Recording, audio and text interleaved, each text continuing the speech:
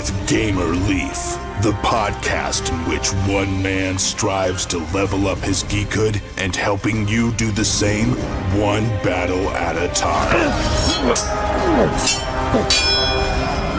Now, let's get geeky with Gamer Leaf.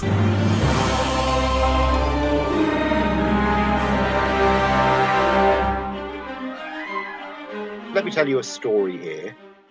So, I used to be a police detective, and there was this strange break-in call I was called to. I went into the house, and I saw someone or something feeding on the owner. Their mouth clasped their neck. Yes, it was a vampire. They're real.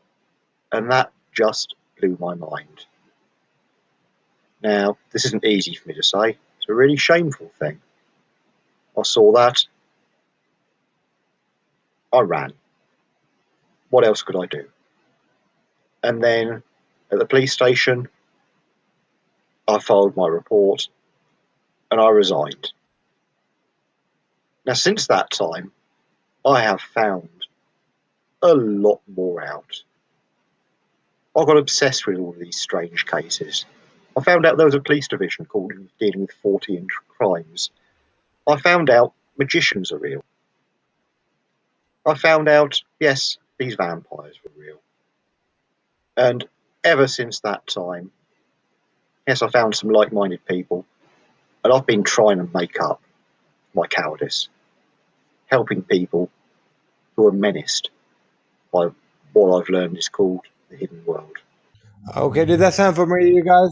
It didn't to me neither, but this is a story of Liminal RPG, a new RPG game that is currently on Kickstarter for a little bit longer. And tonight we're lucky enough to have on Paul, who is the creator mastermind behind Liminal RPG. Is that correct? Is that how you fall in line with this whole thing, Paul?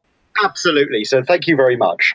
No problem. Thank you so much for coming on Getting Geeky with Gamer Leaf. We really appreciate it, Paul. Now, let's rewind a little bit if we could. We don't want to go back too far unless, of course, you were born into RPGs. But how did you get started in playing RPGs, at least? It was Dungeons and Dragons, like a lot of people with RPGs. And it was a friend, I think, 1 year up from me at secondary school, who actually sold me a copy of the basic set and the expert set, you know, these old box sets for D&D. And yeah, we started playing together. I quite soon found out I was the DM for this as well. So I DM'd before I played. They just kind of threw you into the DM? Yeah, just threw me into this. Oh boy, well, so he made you buy the books and then threw you into the DM. How did that go over? Well, the first thing I ever ran involved, let's see, this journey to get across this almost impassable desert with, let's see, a river that caused some sort of paralysis in the middle of it. And the player characters were very player character. They sort of bottled and weaponized the water from here. And yeah, again, look at me, 12-year-old GM. I also had this magic shop in the middle of the desert, which, using their water causing paralysis, they knocked over. And later on, the owner, who of course was a high-level mage, came after them, ensnared the entire party in a web spell, and that was how I ended the first session. And that whole week at school, people were actually passing notes between each other, you know, trying to work out how to get out of this. So this sounds, okay, to an adult player, this probably sounds really horrible. It does to me. I'm a bit embarrassed. But at the same time, yeah, that's not a bad start, really. Yeah, for sure. So yeah, that's what they had for those people who are kind of, I guess, kind of younger. If anybody younger is listening, that's kind of what they had before they had text messaging. You pass the notes around the room, huh? Yeah, that's it. Yeah, definitely in the pre-mobile era. There you go. So they kind of just threw you into it. So looking back at it, would you have changed things? Would you have started as a player? Or? I think so. Yeah, I played after that, also with the guy who sold me the books. You know, so that was good. Okay, so he let you play after. You haven't been DMing all these years then. That's good. No, it's not. I'm not a constant DM. No, it's about half the time, which suits me just fine. Well, that's good. Has it always been D&D for you since that first game?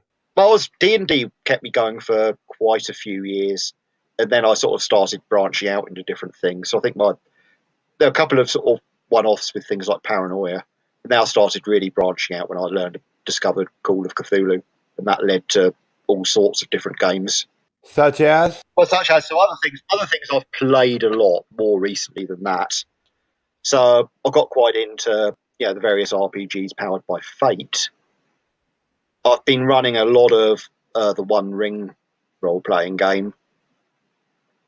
I've been playing a really good game recently of Ashen Stars and Terrorists. I like Knights Black Agents. There's a lot of games I like. Yeah, there's a whole lot of them. I see constantly seeing a lot of them come on the Kickstarters, and yeah, just even just settings of D&D or the other systems.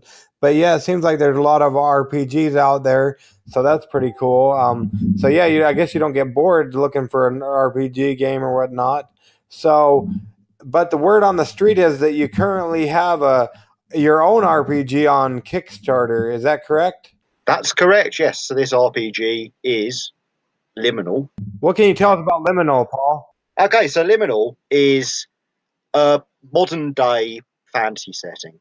So we're set in the modern world, but there's hidden fantasy elements. So by hidden, I mean there's things that are real. As I said, vampires, werewolves, the Fae, magicians. They've all got reasons to stay out of the public eye. This is kind of a secret. It's not in anyone's face. Those in the know do know about it. Another thing that makes it maybe stand out a bit from other sort of modern day fantasy things is I've set it in my own home country. I've set it in the UK. And an awful lot of what's going on, I've been drawing on bits and pieces of local history and folklore to draw things out. Okay, cool. That's pretty cool. So it's set in nowadays times, but it's got the paranormal thing, it sounds like. Yeah, absolutely. And you talk of all these other systems. So is it a completely different system, or what would you compare it to out there? I guess it is a completely new system for the game. It's sort of the best bits from other things I've played. So I think there's some novelty there. It's not necessarily wildly original in what it does. So, I mean, the basic mechanic is you're rolling 2 6-sided dice, adding your character's skill. You can spend will on the skill to boost your results of the roll. Any hassle comes out of there.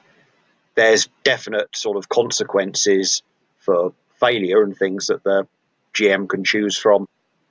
There's definite consequences for critical success. It's quite a rigid system there.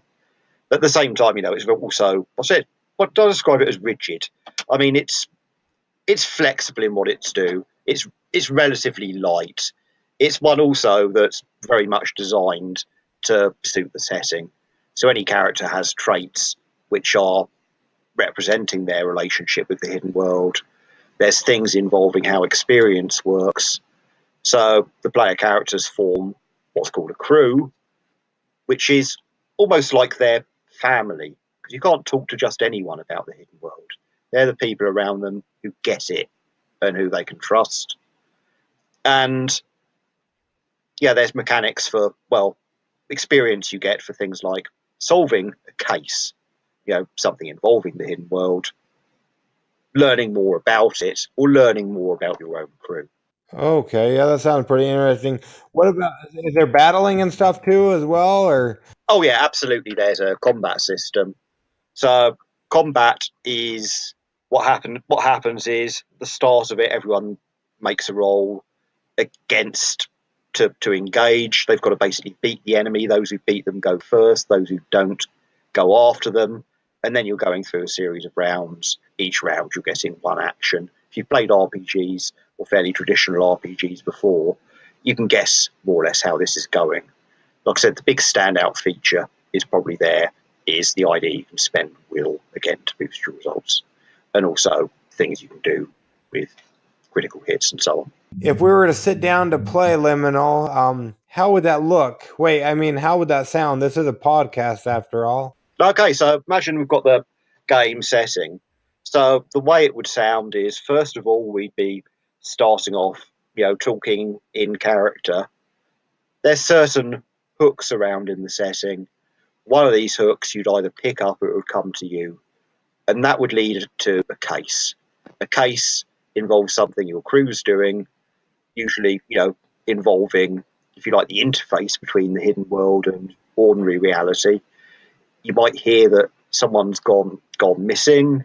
There might be someone coming to you saying, "Oh dear, I've sold my soul. Can I help me?"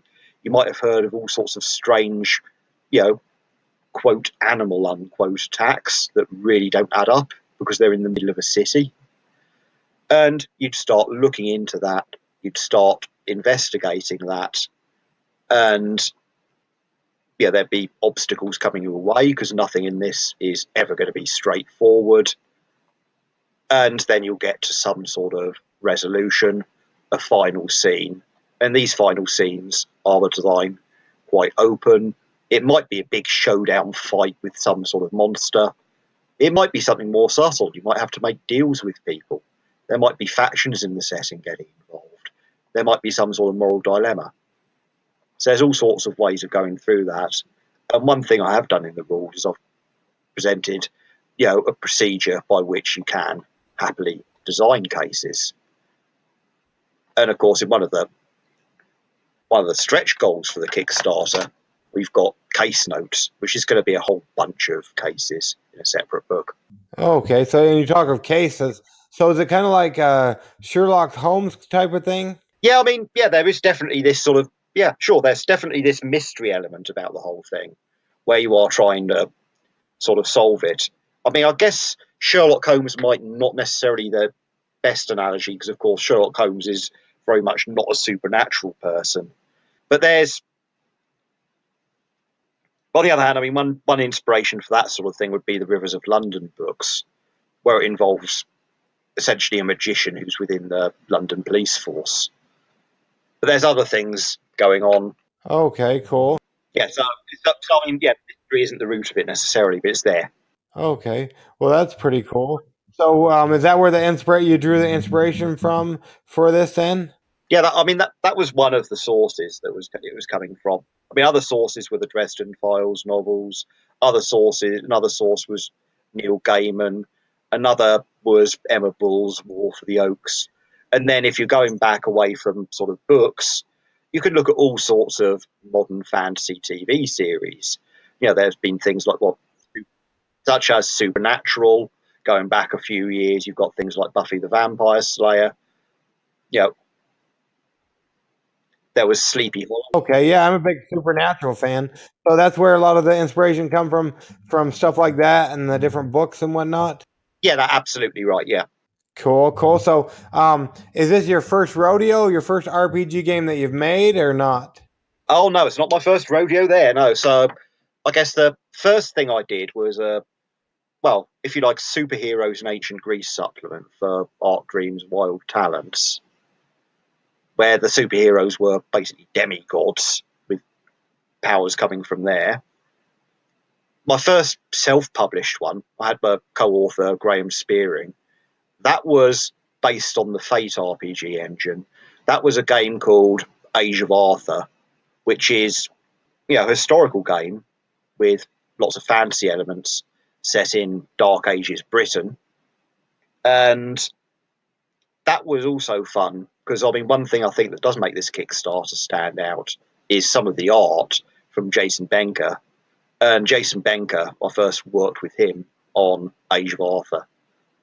Another one that I've sort of written and self-published is a game called Starfall, which is a 1950s alien invasion game, done with more of a sort of hard science fiction twinge than I've just made that sound. And I suppose the final thing I'd like to mention is a purely historical medieval game that was on Kickstarter last year and is about to be released. So I wrote that for, Reroll Productions with a lot of input from Ryan Danks there. And that one's Age of Anarchy. So that's out in PDF and print is coming very soon. Oh, wow. But so when I go on your Kickstarter page, it says first created. So did you create them under other people, or how did that go down?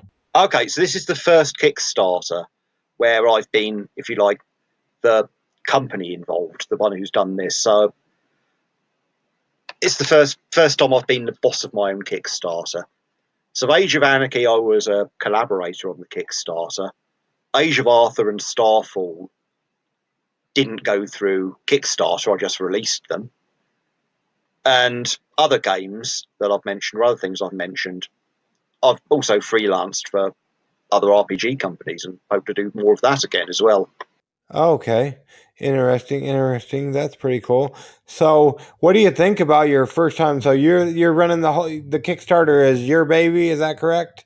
Yeah, it's my baby. Of course, I've got a team of people together, especially for some of the stretch goals. Yeah, one of the people involved calls it the Urban Spooky Collective. Why does he call it that? Well, just a bit of fun, really. Yeah, it's an urban spooky game. Oh, there you go. Cool. Yeah, it looks pretty fun. So you talk about art, a lot of art and whatnot, but I'm only seeing a couple pictures on the actual Kickstarter page. Is there somewhere else people can look for to see more of the art? So far, we've just got the 3 pieces that are on the Kickstarter page commissioned. You know, a big part of the Kickstarter funds is to pay for the art. But I do recommend you go and have a look at Jason Benker's pages, which are linked from the Kickstarter, just to see some of the stuff he's done and what he's really capable of. You know, he is a brilliant artist. What else? What other kind of work has he done? Not to detract from your Kickstarter, but what other kind of work has he done? Okay, so he's done a lot of stuff for the Legend of the Five Rings game, both the card game, if you know that, and the RPG. So that's where I first noticed him from. And he's got this very sort of oil painting type of style. You know, it's nothing else really quite like it. Okay, cool. That's cool. And of course, he was also the artist on Age of Arthur. Well, that's pretty good. How did you go about finding an artist, or did you already have a relationship with him? That was quite funny, actually, because Graham, who I was working with there on Age of Arthur, he just wrote to him and said, I like your stuff. Would you like to do some art for us? And then we just started, you know, talking about the business side of things. But, you know, over that time, this was about, gosh, it must be about 5 years ago now. Yeah, we've developed a good relationship. Well, that's good. So how long has Liminal been in progression or whatnot? Have you been working on it 5 years, or how long you been working on this thing? I guess it's one of those things. It came to me last year as an idea I just kept picking at in between other projects, and I just could not leave alone. And then before I knew it, I had 20,000 words, and, you know, then, well, 30, then 50,000 words. And it's a case of, hey, it's time for the Kickstarter. Let's do something with this. And what I've decided I wanted to do with it was basically, let's see if I can do it, if I can raise the funds, get loads of brilliant art, get other people involved. What I want to do is absolutely wow you here. I want to knock your socks off. That's the plan. Okay, that's pretty cool. So you talk about writing 20,000 or 50,000 words. How is that different? Well, I don't know if you know, but have you written a novel before? How is writing an RPG book different? Well, the difference is, I mean, what you're writing about in an RPG is you're doing a lot of presentation of things that other people can interact with rather than directly presenting plots. I mean, my trouble with, say, when I've tried to write stories and novels, so of course, is, you know, you've got central characters, you're saying what they do. And that feels like a very bad practice in RPGs called railroading. You know, where is it my business to tell the main characters what they do? So it sort of feels like the male player characters are missing when I've tried to look at writing novels.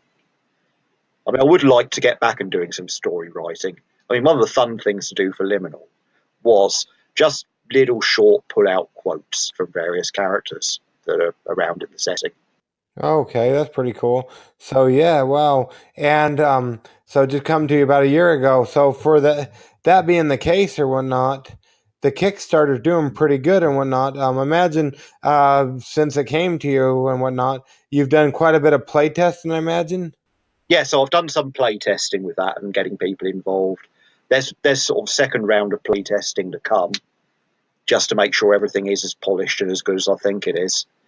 And yeah, just to get it as good as it can be. Yeah, so I guess during the first round or whatnot, you talked of this being the first round or whatnot. But so far, has there been anything you've had to cull or just pull out because it just wouldn't work? Yeah, I mean, it's one of those things where I had to sort of simplify the system a little bit. Not because it was necessary, How did you go about doing that? but there were some bits that just weren't adding things. So there were too many different variables going on in terms of what was going on to abilities. And it also a case of making things go smoothly. A lot of the sort of case design procedures, that was to make my own life a lot easier as GM. Well, that's always nice. That's good. Cool. So, what part of the Liminal are you most proud of, do you think? I think what I really like is the way I've got the setup of the supernatural factions there, and the way that the players interface with them. So the supernatural factions, there's a couple of big courts of the Fae. What kind of factions are there? Okay, so the factions, there's various big factions and some small ones.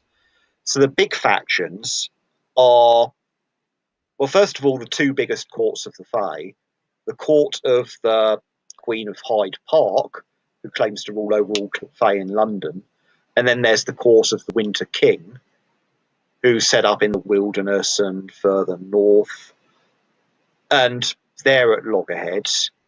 Then the werewolves, there are werewolves here, they run in individual gangs, but one particular group of werewolves, the Jaeger family, are trying to unite the werewolves. And of course, they're having to do this by bullying and by force and, bringing everyone into line.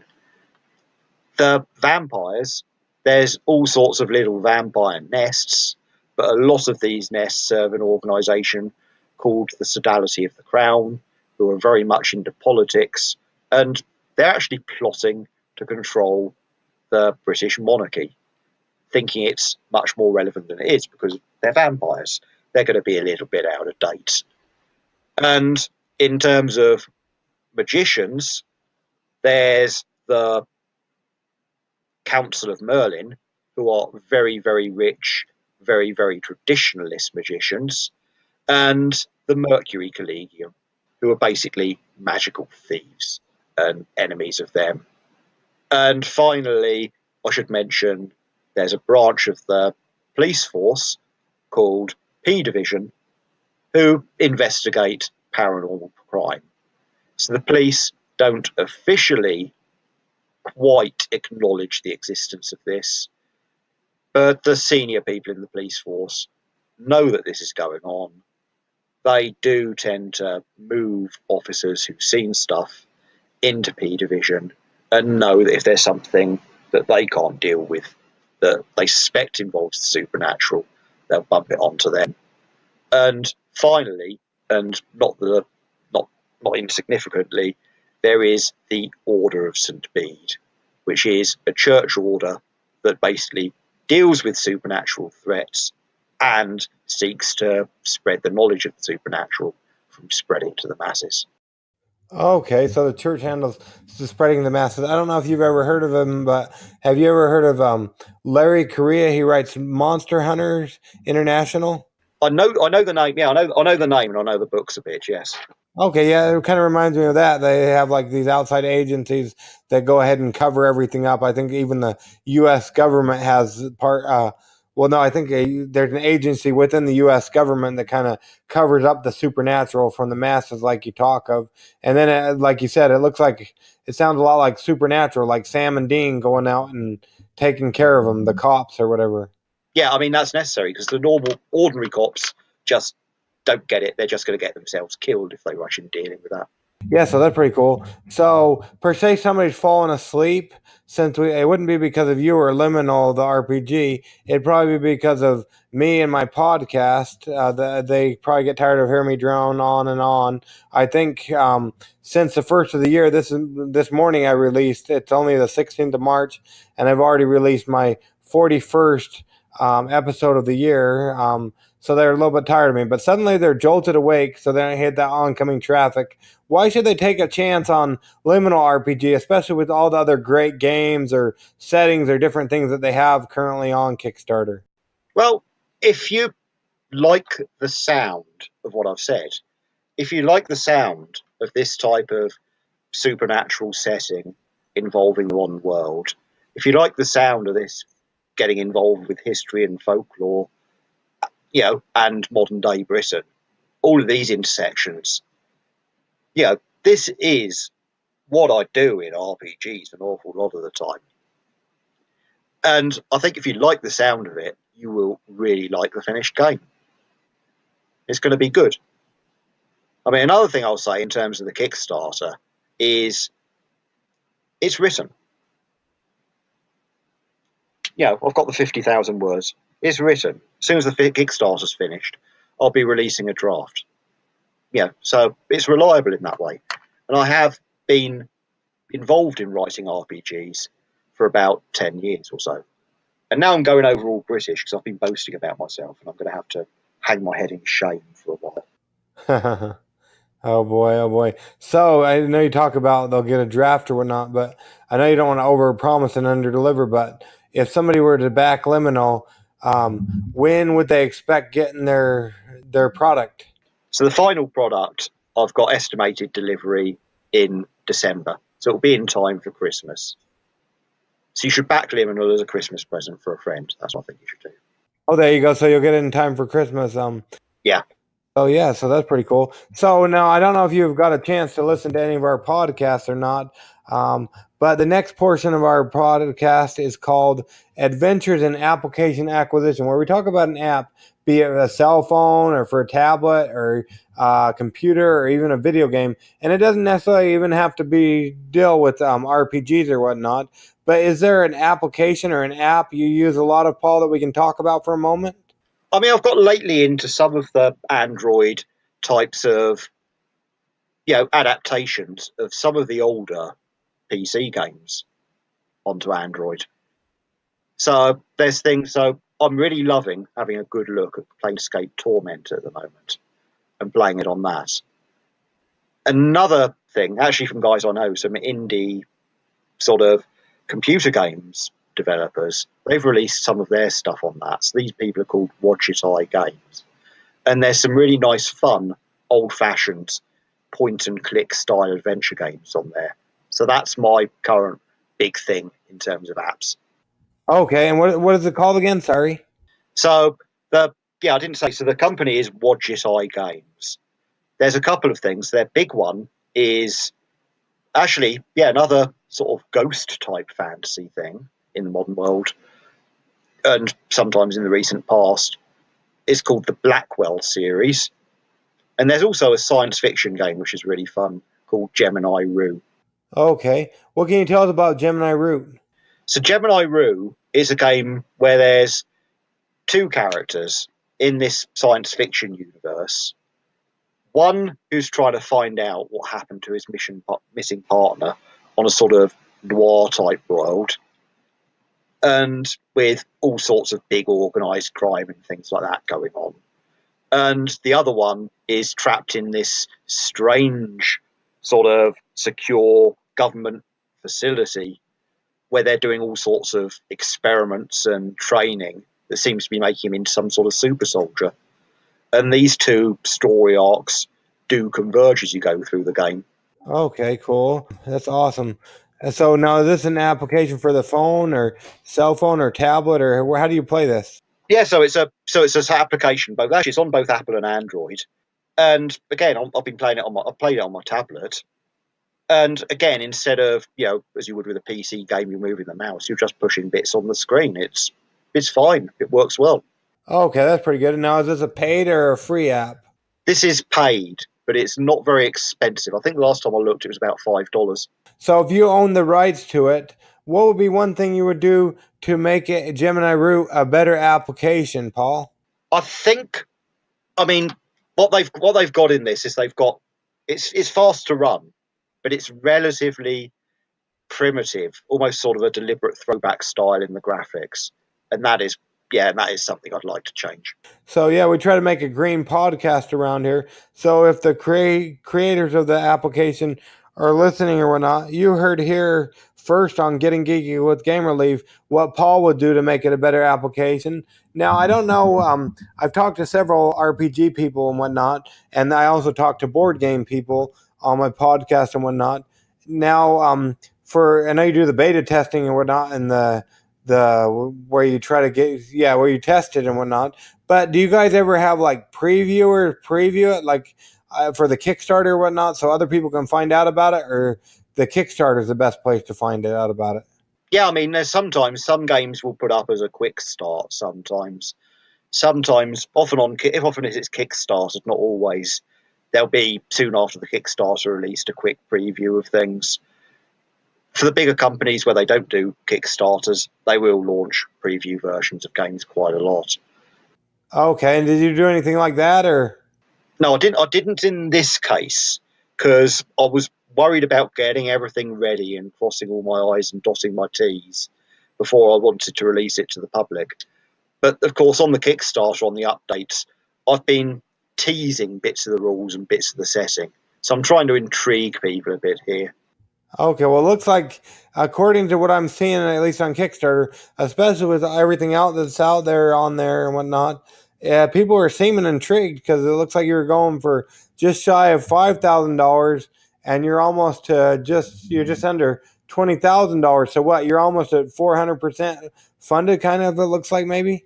Yeah, just over 400% funding. So I'm really pleased how well it's done. Really pleased. I thought if it does well, it'd be great. We'll be able to launch the basic game, we'll be able to fund the art, and by the end of the process, we'll have about $5,000. And for some reason, it seems to have caught the imagination. There's a few fairly high-profile RPG people who sort of passed it on and tweeted it on. It just seems to have caught on and generated a bit of its own momentum, which is absolutely fantastic.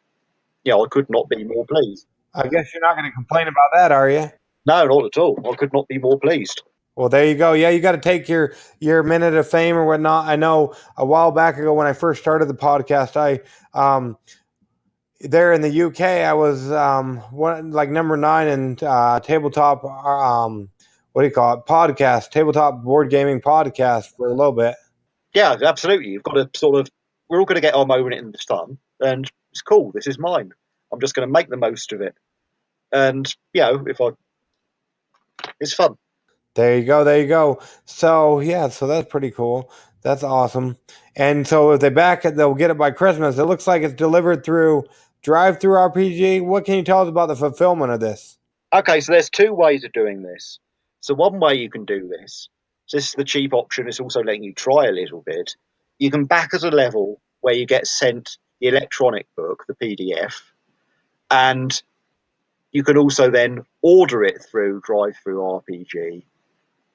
And it's a procedure where you pay the print costs and postage costs, but only the print costs and postage costs, and that will come to you through them. The other way you can do it is back at a higher level, order delivery of a physical book, and then there's no extra postage to pay, no extra print costs.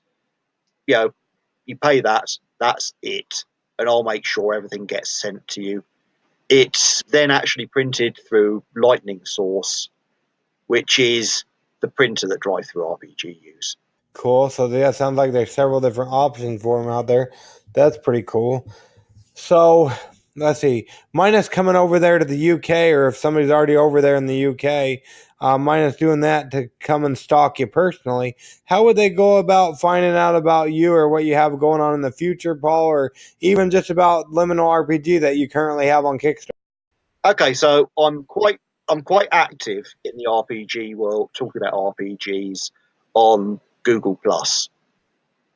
So that's probably the easiest place to go to try and find me.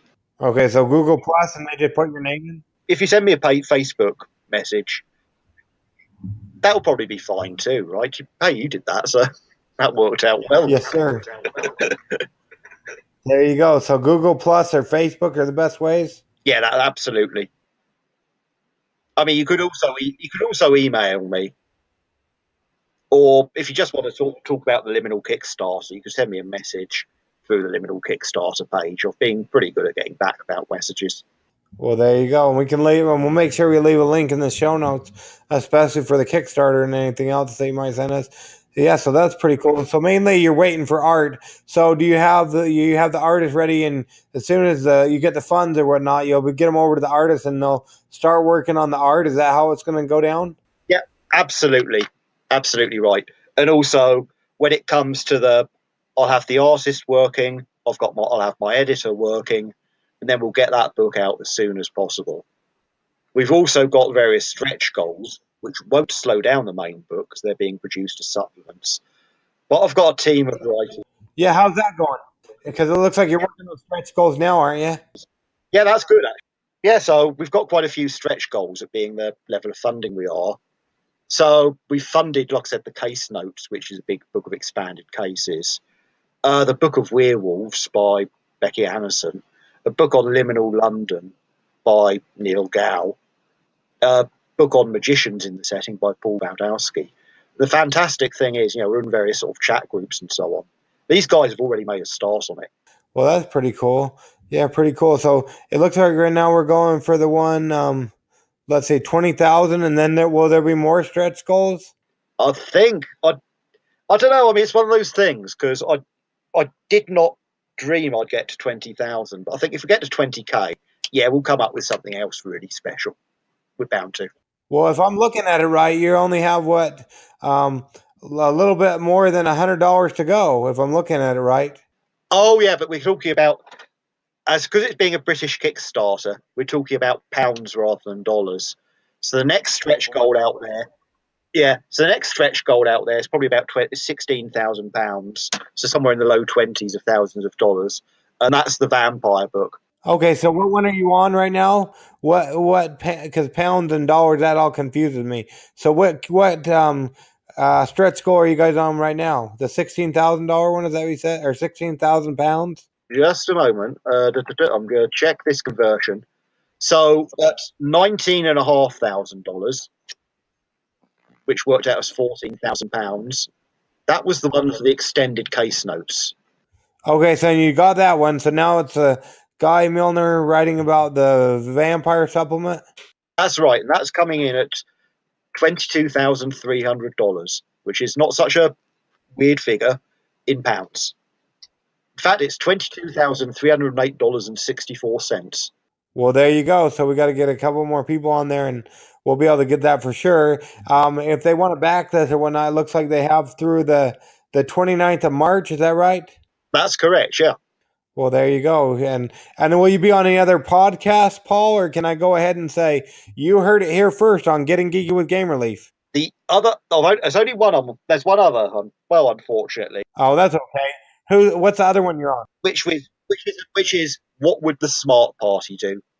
But it's only 2 podcasts, so it's nearly exclusive. Well, there you go. So you heard it here on the nearly exclusive podcast of Getting Geeky with Game Relief. And if you want to hear more about it, Paul talking with them, you can hear it on, what was that name of the other podcast, Paul?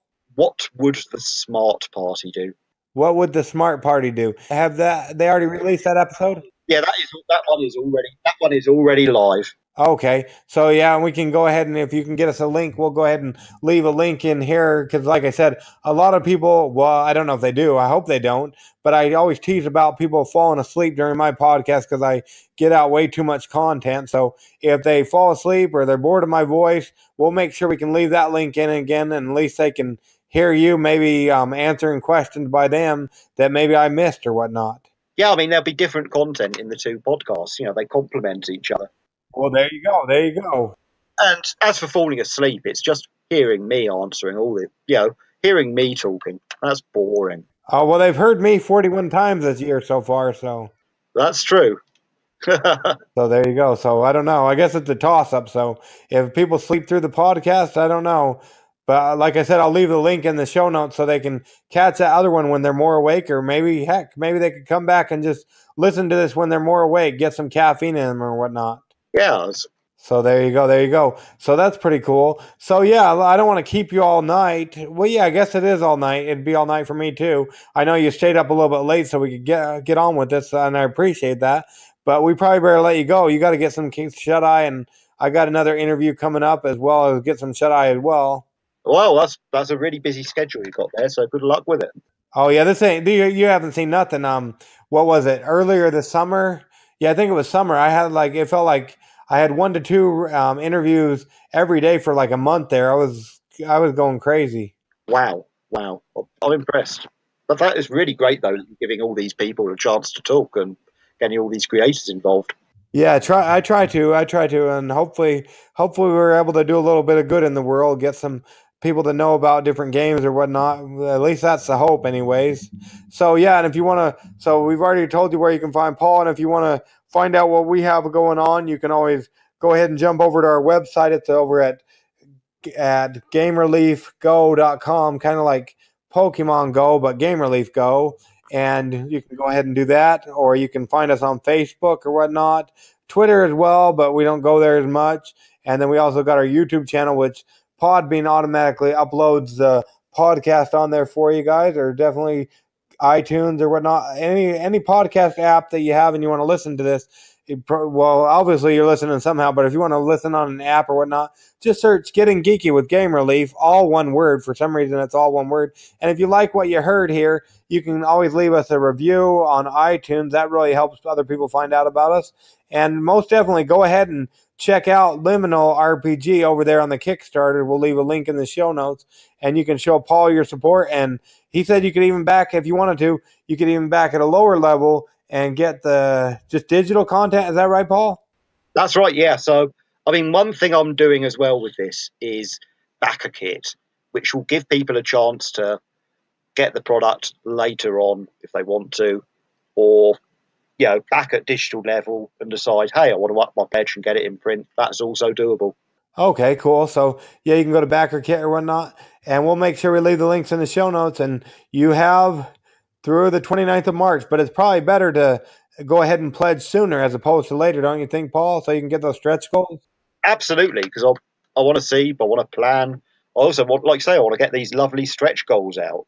So in particular, this stretch goal involving vampires, and the next one involving, the expansion of the setting. It'll be great. Well, there you go. And it sounds like it's already written. You just need the artwork and the editing and whatnot. Yep, that's right. So there you go. There you go. So yeah, like I said before, I know I said it quite a bit ago now, but we don't want to keep you all night, but we really appreciate you coming on Getting Geeky with Game Relief. We really appreciate it, Paul. Okay, thanks a lot. It's been great to be here. So I'll say thanks very much and good night, shall I? Thank you. Thank you, sir. It's time for Kickstarter Corner.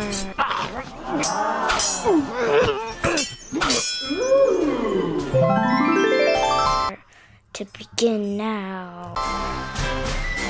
You guessed it, back at Kickstarter Corner. Hopefully you enjoyed that interview. But let's get on with it, shall we? So you can check out some of the great games that are there on the Kickstarter. We've got Terminus Breach TD, a tower defense board game. It's a semi-co-op tower defense game for 1 to 3 players with customizable maps, upgradable towers, 9 characters, and 15 waves to survive.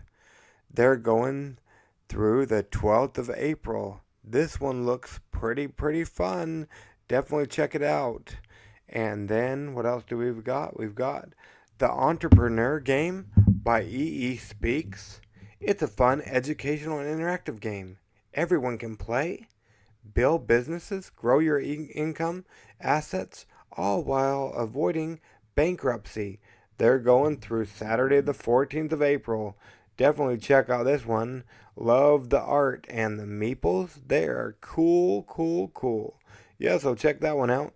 And then, if you listen to our last episode, we had an episode where we interviewed the creator, one of them, of this game. It is just awesome. I had I tried to cut the interview short, but couldn't do it. I couldn't bring myself to it because, wow, I'll tell you what. But Dead Throne, it's an open world board game with mechanical market. Dead Throne, an open world board game with never before seen components and mechanics.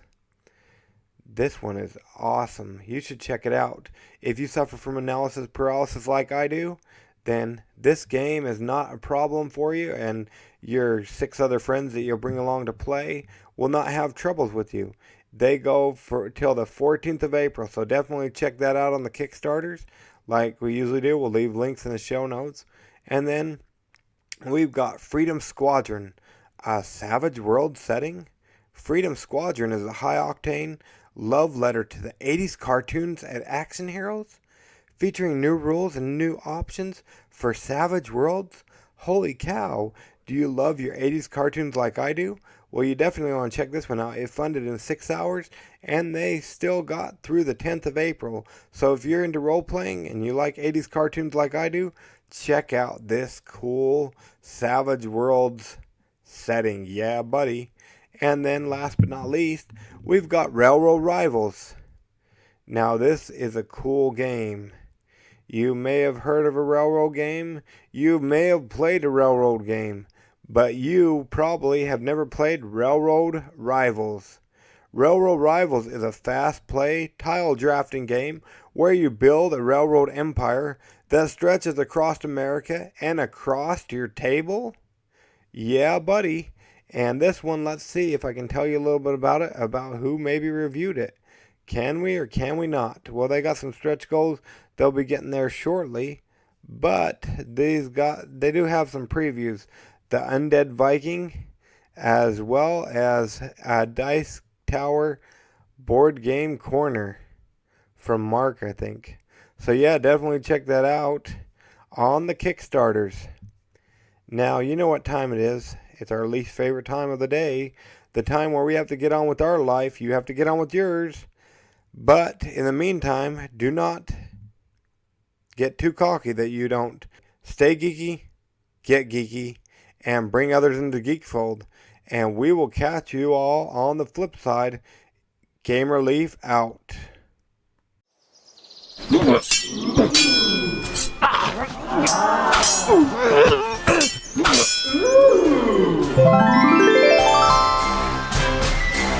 Gamer Leaf levels up. Tune in next week to see if Gamer Leaf's luck holds up.